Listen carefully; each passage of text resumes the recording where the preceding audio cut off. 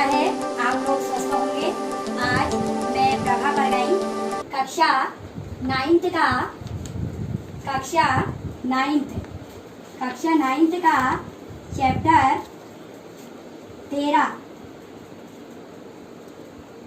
13 लेकर प्रस्तुत हुई हूँ। ग्राम श्री कविता पाठ 13 जो आपका ये चैप्टर है, ये काव्य खंड का चैप्टर है ग्राम श्री कविता। ये जो कविता है आपके बच्चों, ये सुमित्रा नंदन पंत ने लिखी है। जैसे कि आप लोगों ने सबने सुमित्रा नंदन पंत जी का नाम सुना है। तो श्री सुमित्रा नंदन पंत जी का जन्म हमारे उत्तरांचल के ही अल्मोड़ा जिले कौसानी गांव में सन 1900 में हुआ था। आप लोगों ने सुमित्रा नंदन पंत जी के बारे में तो सुना ही होगा कि वह हमारे उत्तरांचल के ही थे, हमारे उत्तरांचल के रहने वाले थे, यानी कि अल्मोड़ा जिले के कौसानी गांव में उनका जन्म हुआ और जन्म 1900 में हुआ। और इन्होंने महात्मा गांधी जी के साथ स्वतंत्रता आंदोलन में पूरा सहयोग दिया। अपना पूरा सहयोग इन्होंने स्वतंत्रता आंदोलन में महात्मा गांधी जी के साथ मिलकर दिया। और हिंदी जगत में बच्चों सुमित्रा नंदन पंत जी का नाम बहुत ही सम्मान के साथ लिया जाता है, क्योंकि इन्होंने हिंदी में ऐसी बहुत सारी अपनी सुंदर सुंदर कविताएं हमें दी हैं, हमारे लिए लिखी हैं, जिन्हें पढ़कर आज भी हम बहुत ही प्रसन्न और आनंदित होते हैं। क्योंकि इनकी जितनी भी कविताएं आप पढ़ेंगे उसमें आपको प्रकृति के, पशु पक्षी के बहुत सारी अच्छी अच्छी चीजों का आपको वर्णन मिलेगा। तो बच्चों, सुमित्रा नंदन पंत जी की ये कविता जो लिखी है ग्राम श्री, तो इस कविता के बारे में मैं आपको थोड़ा सा संक्षिप्त में बताऊंगी कि इस कविता में सुमित्रा नंदन पंत जी ने क्या लिखा है। तो ग्राम श्री कविता में बच्चों पंत जी ने गांव की प्राकृतिक सुषमा और समृद्धि का मनोहारी वर्णन किया है। यानी कि हमारी गांव की जो प्रकृति है, आप लोग जब अपने गांव में जाते होंगे तो वहाँ की प्रकृति आपने देखी होगी। वहाँ जाकर आपको एक अलग ही आनंद अनुभव होता है, अलग ही आनंद मिलता है, क्योंकि पहाड़ों की जो प्राकृतिक सुंदरता होती है उसको देखकर स्वतः ही मन क्या हो जाता है बच्चों, आनंदित हो जाता है। तो उसी गांव की प्राकृतिक सुषमा और समृद्धि का मनोहारी वर्णन यहाँ पर सुमित्रा नंदन पंत जी ने ग्राम श्री कविता में किया है। मेरे ख्याल से आपको समझ में आ रहा होगा कि किस प्रकार सुमित्रा नंदन पंत जी ने खेतों में दूर दूर तक फैली लहराती हरियाली का यहाँ पर वर्णन किया है और दूर तक जो फसलें खेतों में लहरा रही हैं उसका यहाँ पर बहुत ही सुंदर मनोहारी वर्णन किया है।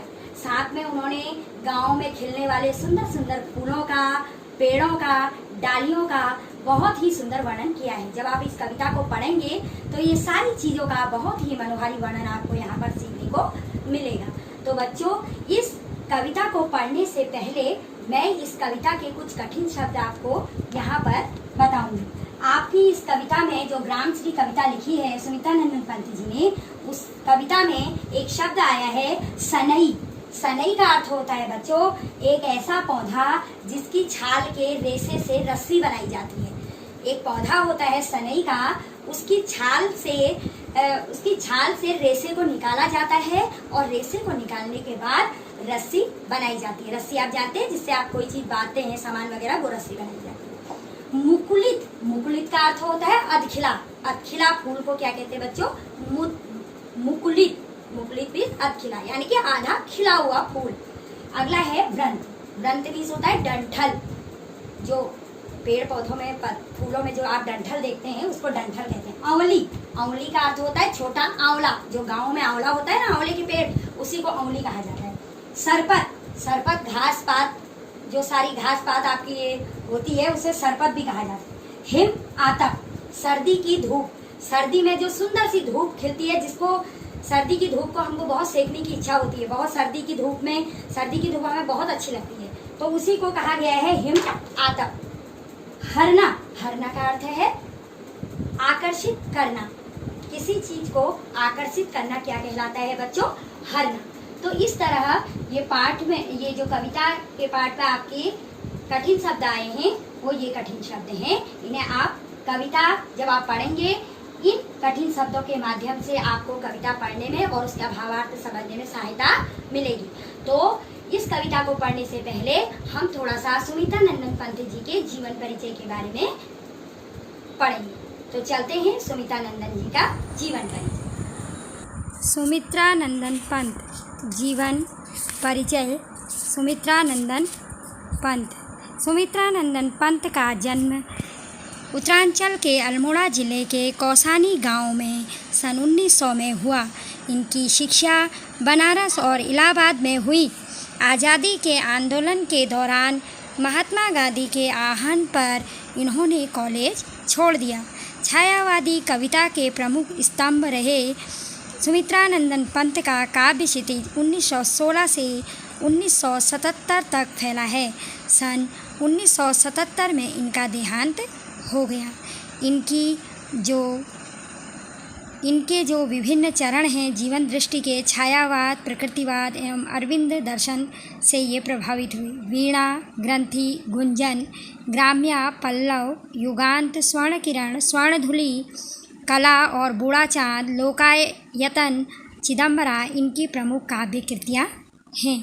इन्हें साहित्य अकादमी पुरस्कार और भारतीय ज्ञानपीठ पुरस्कार से भी सम्मानित किया गया था। पंत जी की कविता में प्रकृति और मनुष्य के अंतरंग संबंधों की पहचान है। उन्होंने आधुनिक हिंदी कविता को एक नवीन अभिव्यंजना पद्धति एवं काव्य भाषा से समृद्ध किया। भावों की अभिव्यक्ति के लिए इन्होंने बहुत सटीक शब्दों का अपने उसमें प्रयोग किया है।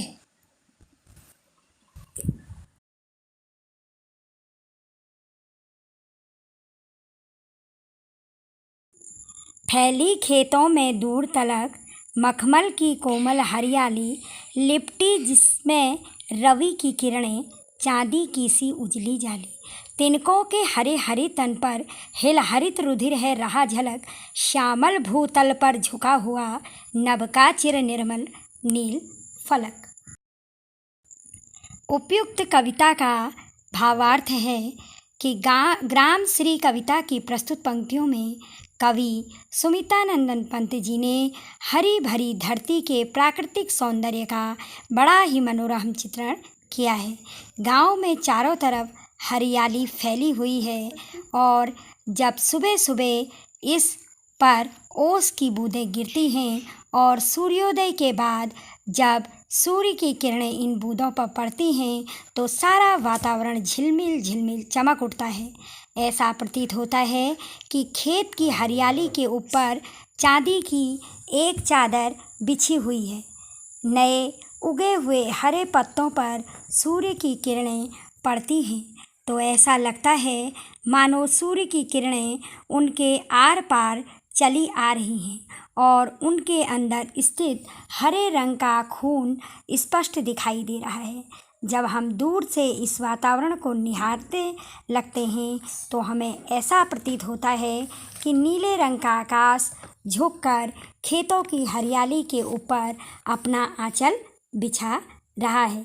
तो उपयुक्त जो ये कविता सुमित्रा नंदन पंत जी द्वारा लिखी गई हैं, इसमें धरती की प्राकृतिक सौंदर्य के बारे में बताया गया है कि किस प्रकार गांव में चारों तरफ हरियाली फैली हुई है और सुबह ओस की बूंदें जब पड़ती हैं तो सूर्योदय के बाद जब सूर्य की किरणें इन बूंदों पर पड़ती हैं तो सारा वातावरण झिलमिल झिलमिल चमक उठता है और नए उगे हुए जो छोटे छोटे पत्ते हैं, सूर्य की किरणें पर जब उनका प्रकाश पड़ता है तो ऐसा लगता है कि सूर्य की किरणें उनके आर पार चली आ रही हैं।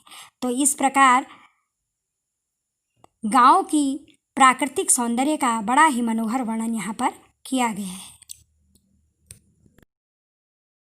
रोमांचित सी लगती वसुधा आई जो गेहूं में बाली, अरहर सनही की सोने की किंकिणियाँ हैं शोभाशाली। उड़ती भीनी तैलांत गंध, फूली सरसों पीली पीली, लो हरित धरा से झांक रही नीलम की कली तिसी नीली नी। प्रस्तुत पंक्तियों में फसलों से लदी हुई धरती की सुंदरता का वर्णन बड़े ही रोमांचक ढंग से किया है। खेतों में जौ और गेहूं की फसल उगने से धरती बहुत रोमांचित लग रही है। अरहर और सनही की फसलें सोने की करधनी जैसी लग रही हैं, मानो किसी युवती की कमर में वो करधनी बंधी हुई है और हवा चलने से हिल हिल कर मधुर ध्वनि उत्पन्न कर रही है। सरसों के फूलों के खिल जाने से पूरे वातावरण में एक खुशबू बह रही है जो धरती की प्रसन्नता को दर्शा रही है। इस हरी भरी धरती की सुंदरता को बढ़ाने के लिए अब तीसी के नीले फूल भी अपना सर उठाकर झांक रहे हैं। इस प्रकार खेतों में गेहूं, जौ की बालियां, अरहर और सनही की फलियां, सरसों के पीले फूल और अलसी की कलियां धरती का सौंदर्य बढ़ा रही हैं। अर्थात यहाँ पर कवि ने धरती की सुंदरता और फसलों से जो धरती की सुंदरता है वो बढ़ रही है, इसका वर्णन किया है।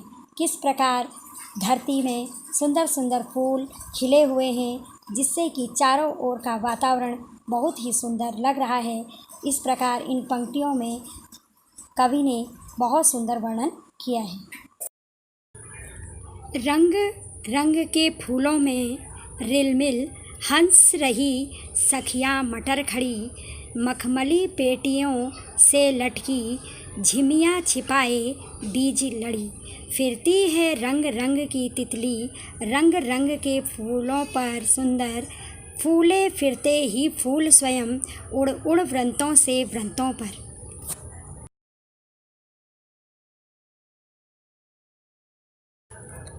ग्राम श्री कविता की प्रस्तुत पंक्तियों में कवि ने खेत में रंग बिरंगे फूलों और तितलियों की सुंदरता का वर्णन किया है। विभिन्न रंगों के फूलों के बीच खड़ी मटर की जो फसल है वो हंस रही है, यानी कि तरह तरह के रंग के फूल खिले हैं और उन फूलों के बीच में मटर की जो सुंदर फसल है वह हंसती हुई नज़र आ रही है। जैसे कोई सखी जब सज धज कर तैयार होती है तो सारी सखियाँ उसे देखकर मुस्कुराने लगती हैं, यानी कि एक सखी जब तैयार होती है तो और सखियाँ उसको देख के मुस्कुरा उठती हैं। उसी प्रकार मटर की फसल भी हंस रही है। इन्हीं के बीच फसलों की बीच से लदी लड़ियाँ खड़ी हुई हैं। इन सब के बीच कई तरह की रंग बिरंगी तितलियाँ एक फूल से दूसरे फूल तक उड़ उड़ कर जा रही हैं, यानी कि जो तितलियाँ हैं वो एक जगह से दूसरी जगह उड़ रही हैं। यह दृश्य ऐसा लग रहा है मानो खुद फूल ही उड़कर दूसरे फूलों तक जा रही हूँ। इस तरह प्रस्तुत पंक्तियों में कवि की कल्पना सजग हो उठी है, जिसमें उन्होंने रंगों से भरे प्राकृतिक वातावरण का बड़ा ही मनोहारी वर्णन किया है। यानी कि यहाँ पर सुमित्रानंदन पंत जी ने बहुत सुंदर तितलियों का उड़ना, रंग बिरंगी फूलों का और मटर की जो फसल है वह किस तरह फूलों के बीच में लग रही है, इन सब का बड़ा ही मनोहारी वर्णन किया है। कविता का भाग 2 नेक्स्ट वीडियो में देखें।